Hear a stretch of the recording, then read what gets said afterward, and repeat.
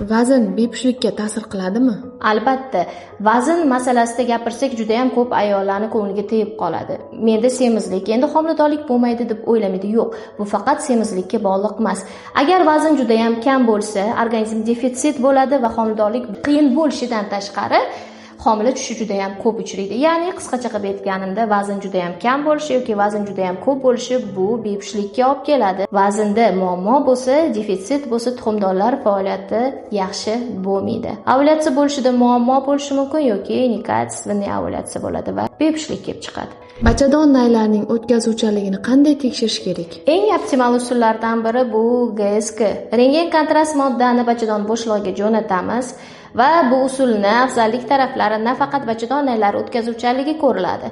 Bundan tashqari bachadon naylari anatomiyasini ko'ramiz. Bundan tashqari agar bachadonning ichida qanaqadir defekt yoki muammo bo'lsa, ushbu usul orqali biz aniqlashimiz mumkin. Lekin bu uchun GSK ni o'qishi biladigan, to'g'ri texnikasini bajarishi biladigan shifokor bo'lishi shart. Homiladorlikda toksikoz qachon tugaydi?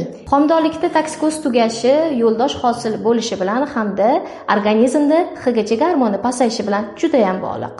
Homiladorlikda qanday mahsulotlardan voz kechish kerak? Homiladorlikda eng voz kechishimiz kerak bo'lgan mahsulotlardan biri bu go'sht mahsulotlari. Agar chala pishirilgan bo'lsa, bundan qochishimiz kerak.